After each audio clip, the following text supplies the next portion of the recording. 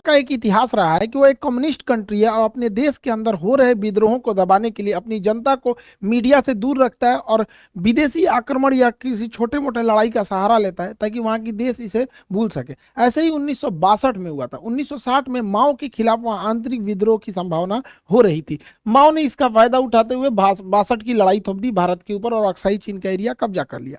उसी समय इसने ताइवान के इसे क्या नाम है अरुणाचल प्रदेश को अपना दक्षिणी तिब्बत कहता था।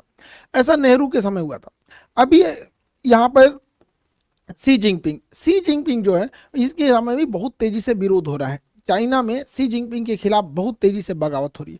इसने भी वही सहारा लिया जनता का ध्यान भटकाने के लिए। इसने भी भारत से लड़ाई थोपने के लिए कई बार अक्सर उत्साह वाले काम किए हैं। अभी हाल में इसने तवांग में घुस गया। अरुणाचल प्रदेश का जगह है तवांग घाटी। तवांग में जहाँ बोमडीला दर्रा भी है तवांग जिला में है, वहां पे चाइनीज सैनिक ऊपर आने लगे भारतीय पोस्ट पर। भारतीय सैनिकों ले डंडा मार के कपार फाड़ दिया है सब चाइनीज सबका। एक भी भारतीय को किसी भी तरह की गंभीर चोट नहीं आई है, ना ही कोई भारतीय सैनिक शहीद हुआ है। ये हमारे रक्षा मंत्री का खुद का संसद में दिया हुआ स्टेटमेंट था। और वहीं चाइनीज मीडिया इस पर एकदम चुप है। जब चाइनीज पिटाते हैं सब ना तो एकदम चुप हो जाते हैं। आपको याद होगा जो जून 2020 पिटाया था, 6 महीना बाद बोला था कि हाँ हम लोग पिटा गए। उस सब इतनी होता है, सब आके भाज रहा था, सब मार यहाँ पे लाठी लाठी का पार फाड़ दिया सब चाइनीज सबका। चाइना वहां से भाग निकला और अभी चाइना कुछ नहीं बोल रहा है। अपनी जनता का ध्यान भटकाने के लिए ये कभी ताइवान के ऊपर अटैक करता है, कभी ये भारत की ओर। अभी इसके जो फाइटर जहाज थे सब वो कई बार उत्तराखंड के पास में मडराने लगे सब। उत्तराखंड के पास मडराने के भी कई रीजन है। उत्तराखंड में अभी भारत और अमेरिका की सेना यहाँ बहुत करीब नंदा देवी पर्वत के पास आकर चाइना के पास युद्ध अभ्यास की। इसीलिए वो अपने ड्रोन को, और उसने सबसे बड़ा जो बमवर्षक जहाज बना है S-20 ये बमवर्षक जहाजों को भारत के सीमा के पास उड़ाते रहता है। तो भारतीय सेना भी अपनी वायु से एयरफोर्स को तुरंत एक्टिवेट कर देती है और एयरफोर्स भी ऊपर से जाके वार्निंग देने लगती है कि अगर इधर की ओर आओगे तो तुम्हारा भी इलाज कर दिया जाएगा बढ़िया से। चाइना को पता चल गया है कि भारत की अब विदेश नीति जो है काफी एग्रेसिव हो गई और ये होना भी चाहिए। हमें अपने दुश्मनों को पहचानने में क्षणिक भी देर नहीं करनी चाहिए। इंडियन एयरफोर्स अब काफी तेजी से चाइना का मुकाबला करने लगती है। चाइना के साथ समस्या ये है कि यहाँ पे तिब्बत है। तिब्बत का पठार इतना ऊंचा है कि यहाँ पे कितना भी बेहतरीन जहाज दे दीजिए, कितना भी बेहतरीन जहाज, वो अपने फुल कैपेसिटी से नहीं उड़ सकता है क्योंकि तिब्बत के ऊपर ऑक्सीजन की मात्रा बहुत कम होती है और किसी भी जहाज हो गया उसमें ईंधन जलने के लिए ऑक्सीजन की जरूरत ज्यादा होती है। तो यहाँ कितना भी बढ़िया जहाज रहेगा, यहाँ से यहाँ आने में अपनी पूरी पावर नहीं लगा सकता है। जबकि भारत का जहाज तो इधर ही रखा हुआ है, यहाँ पर इसके लिए ज्यादा उधर नहीं है, इसी को ज्यादा दिक्कत आता है। आपको पता होगा तिब्बत और हिमालय के ऊपर से कोई कमर्शियल जहाज जाते भी नहीं है सब यहाँ पे। तो इंडियन एयरफोर्स काफी एग्रेसिव में इसमें आगे बढ़ रही है। लेकिन चाइना इसे अन्य जगहों से घेरना चाह रहा है। पाकिस्तान के सहारे घेरना चाह रहा है, इधर मलक्का के सहारे, इधर तंजानिया के सहारे, तंजानिया के साथ इधर से मलक्का को इधर से, और ऐसे चारों ओर से चाइना भारत को घेरना चाह रहा है। हालांकि भारत भी इससे अब काउंटर अटैक के मूड में आ गया है। भारत अपने वायुसेना की ताकत को लगातार बढ़ा रहा है। एयर बेसेस को भारत बढ़ाया जा रहा है। अभी गुजरात में दीसा एयरबेस का शिलान्यास किया गया। यह एयरबेस बहुत जरूरी था। दीसा एयरबेस कहाँ है उससे पहले आपको पाकिस्तान के एयरबेस का आइडिया होना चाहिए। पाकिस्तान का इधर का एरिया है बलूचिस्तान, इधर उसके दुश्मन कम है अफगानिस्तान है, तो उसमें अफगानिस्तान के पास कोई उतना टेक्नोलॉजी ही नहीं है। और उसका ज्यादातर एयरबेस अगर आप देखेंगे तो ये भारत की ओर मिलेगा। ये उसने पाक ऑक्युपाइड कश्मीर है, पीओके पे कब्जा कर लिया है यहाँ पे। अब यहाँ अगर आप ध्यान देंगे तो ये पाकिस्तान के बहुत सारे एयरबेस है, जिसमें एक तो यहाँ शहबाज एयरबेस इसका बहुत प्रसिद्ध है। यहाँ F-16 जहाजें रहती हैं। शहबाज एयरबेस, सुकूर एयरबेस, यहाँ पर मीरपुर एयरबेस, ये 3 एयरबेस पाकिस्तान के बहुत ही फ्रंट लाइन की एयरबेस है भारत को आगे की ओर काउंटर करने के लिए। और एक कश्मीर के पास में आया स्कार्दू एयरबेस। ये एग्जाम में क्वेश्चन पूछते हो भैया स्कार्दू एयरबेस कहाँ, पीओके में ही है स्कार्दू। तो कुछ जगह जो है ना करंट में जब फेमस हो जाते हैं तो उससे कुछ कुछ क्वेश्चन पूछता है, इसलिए याद रखने आता है। तो यहाँ मीरपुर एयरबेस, सुकूर एयरबेस और यहाँ शहबाज एयरबेस, यहाँ पर इन एयरबेस से भारत में अंदर तक हमला किया जा सकता था। इसको काउंटर करने के लिए जोधपुर में फलोड़ी एयरबेस था, गुजरात के कच्छ में नलिया एयरबेस था। तो ये यहाँ से इसे काउंटर किया जा सकता था, लेकिन अभी पीएम मोदी ने यहाँ पर एक दीसा एयरबेस का उद्घाटन किया। दीसा एयरबेस जो है अब यहाँ से और अंदर तक काउंटर अटैक किया जा सकता है। तो ये एयरबेस भारत के लिए बहुत जरूरी है, क्योंकि हमको हर तरह से काउंटर अटैक के लिए रेडी रहना है, क्योंकि चाइना लगातार पाकिस्तान को सपोर्ट करते जा रहा है। तो ये एयरबेस जरूरी है।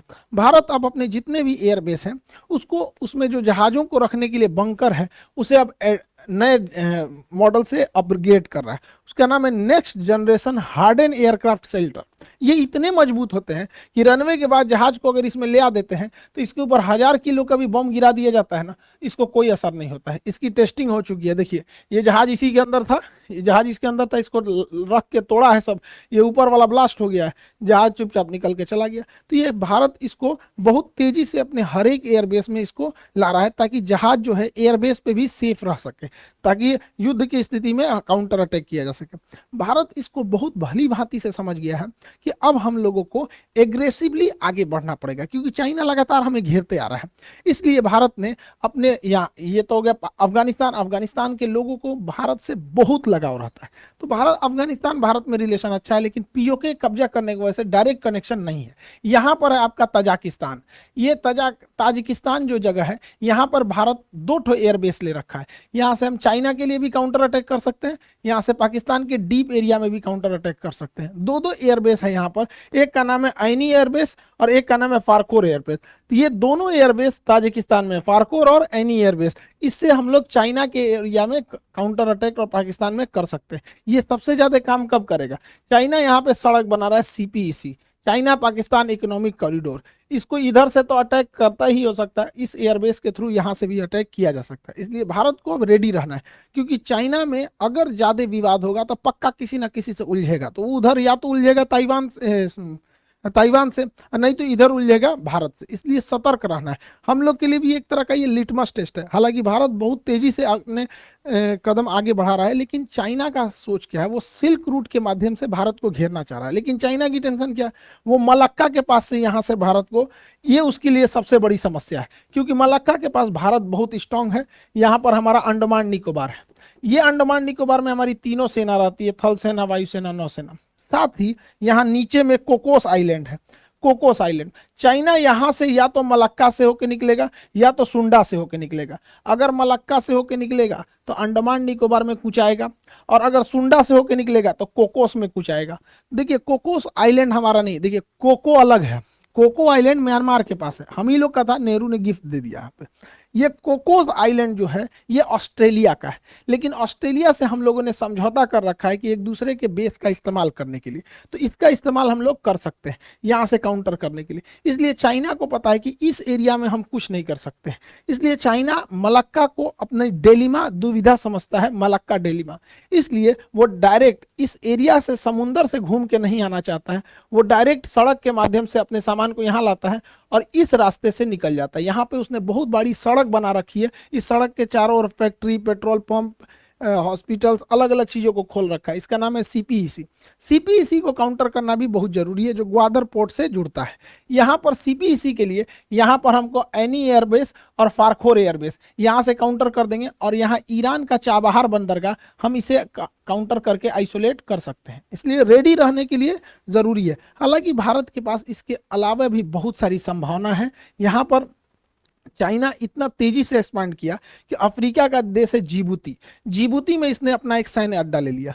अब जिबूती समुद्र का इतना पतला रास्ता है कि अगर यहाँ स्वेज नहर से कोई भी जहाज यूरोप से आएगी तो उसे जिबूती से जाना ही पड़ेगा, और जिबूती पे उसने एक भाड़े पे सैन्य अड्डा ले लिया यहाँ पे। लेकिन अच्छी बात यह है कि जहां इसने सैन्य अड्डा लिया है वहां से थोड़ी ही दूरी पर फ्रांस का भी सैन्य अड्डा है, और हमारा और फ्रांस का समझौता है कि हम एक दूसरे के सैन्य अड्डे का इस्तेमाल कर सकते हैं। तो यहाँ ही पैसा दे के सैन्य अड्डा ले रहा है, भारत वहां ऐसे ही पहुंच सकता है।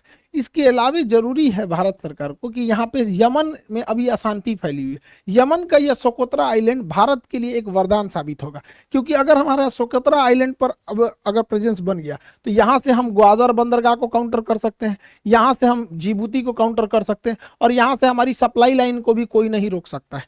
लेकिन अभी यमन के सोकोत्रा आइलैंड पर किसी का ध्यान नहीं गया है। यहाँ पे करना चाहिए, सरकार को आगे बढ़ना चाहिए। चाइना ने इतना ज्यादा मात्रा में लोन दे रखा है अफ्रीकी देशों को कि उन्हें अपने कर्ज के जाल में फंसा लिया, और इस जाल में फंसाया बढ़िया से तंजानिया को।